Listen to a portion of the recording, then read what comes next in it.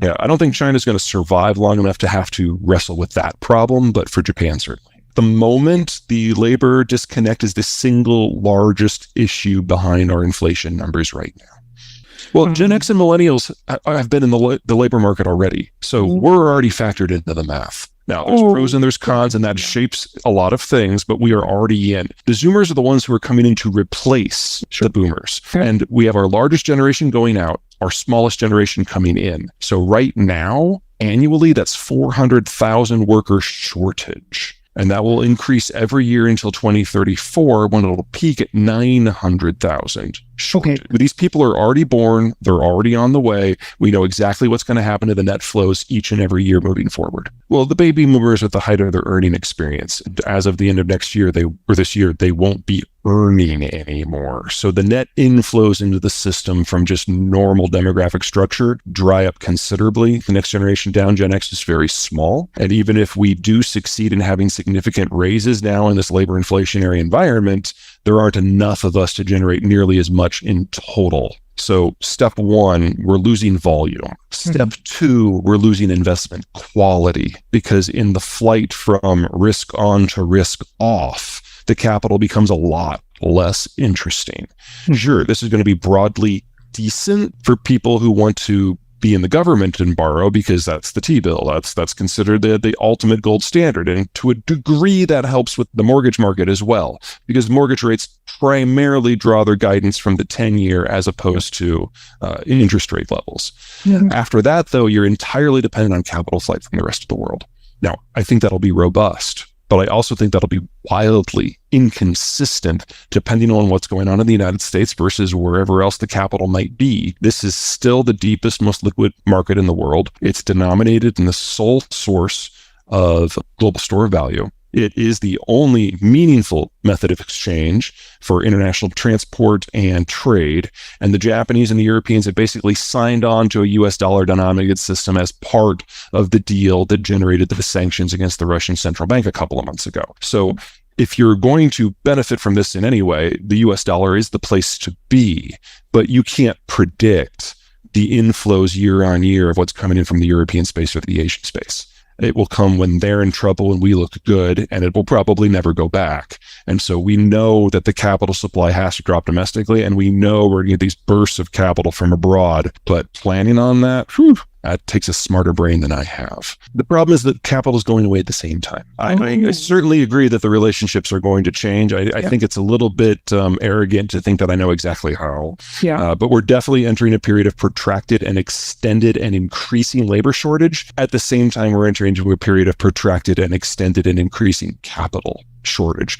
And just to make it a little bit more fun, China's collapsing against this backdrop. So even if we decided we were fine with a completely globalized supply chain, we still need to double the size of the industrial plant in the next few years with less capital and with less labor. And the millennials themselves will then be entering their late stage worker years. Well, they will gradually become the dominant capital providing class again. So for the United States, we have a pretty big needle to pass through here, and a roughly 10 to 20 years, it can be a little loosey-goosey based on what happens with the monetary system and the Fed in that time. But in that decade of time, the United States will go back to having what we would consider a more stable capital structure. And at the same time, when you get into the 2040s, the labor market will start reconstituting based on normal demographic factors, because the millennials' kids will then be entering the workforce. We'll be through this long winter of the Zoomers, but no one else gets to do that. Everyone else went through industrialization and urbanization either faster or more intensely than the United States did. A couple exceptions, but only a couple. And so for them, they're looking at labor markets getting smaller every year and the capital supply getting smaller every year. And still in this decade, their advanced worker cadre, that big, giant last generation, moves into retirement. So their need for government spending to keep those people alive skyrockets and never drops. And that is very problematic for places like China, Japan, Russia, et cetera. The Chinese will throw a bottomless supply of capital against anything in order to make sure that people have jobs. It doesn't matter if there's a product on the back end, really, as long as the people are working. So everything that people say about the US Fed is actually true to an order of magnitude higher in China. So the US dollar is the global currency. It's the medium of exchange. It's the store of value. It's the lubricant for the number one economy and 2/3 of the top 20.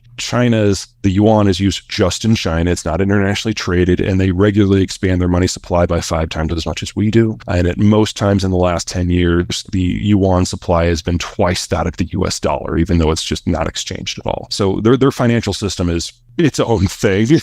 And to think that this is going to continue in perpetuity is being really creative with your math. They get their energy from a continent away. They don't have a navy that's capable of making that far in force in order to secure their own supply lines. Yep. So China is the country most dependent upon the U.S. Navy to keep the lights on.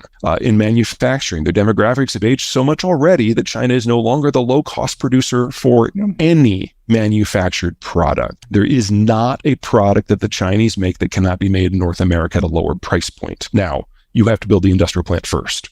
So I don't mean to suggest we can flip a switch and it's all here tomorrow. But it does mean that anytime there's a hiccup in the Chinese system for any reason and somebody relocates, they never go back because it's better with a shorter supply chain, with less energy, with less transport, with more efficient labor closer to home. There's not a sector where that doesn't work. So for Africa to kind of move up the ladder, they've got to be part of someone else's supply chain. They don't have the indigenous capacity, technology, and capital necessary to do it all by themselves. And in a world that's moving into a tighter labor market, if you're not going to relocate the labor, you're talking about using some degree of automation to help out. Some places can do that. Some places can't. But it's difficult for me to see kind of a neo-colonial manufacturing system set up to tap unskilled labor on a different continent, especially a continent that has as riven geographically as Africa. So the basic transport issues are very, very difficult. It would be cheaper to do more automation and a closer economy. So in the case of Germany, that's probably going to be Poland. In the case of the United States, that's probably going to be Mexico and Colombia. In the case of China, that would probably be Southeast Asia. I'm not overly concerned about automation being a giant job destroyer. Remember, the Zoomers are the ones who are coming in, smallest generation we've ever had, and they're not millennials, they're not social, they're antisocial, and they're very loyal workers. They're very nervous people because they were raised by Gen X to be told that the future was a dark place where you will have no power, because that's what it has been for us to this point. And because of that, they're very loyal workers. Once they get a job, they cling on to it like their life depends upon it. But they're antisocial. They want to work remotely, preferably in a closet, preferably coding. These are not line jobs. These are not public service jobs. This is a very specific subset. So, if you're in San Jose and you need a bunch of coders, great. Your workforce is covered for the next 20 years. You need them for anything else? Yikes. So we're going to need automation, not just because we have fewer workers, but because the workforce of those fewer workers is very, very different from what we have had for the last 40 years. So we have to have it. On the flip side, automation is one of the most expensive things you can do. It's expensive to develop, to operationalize, to install, and people always forget about this step, the most expensive of all, to keep it updated. That takes capital. We're not going to have as much of that.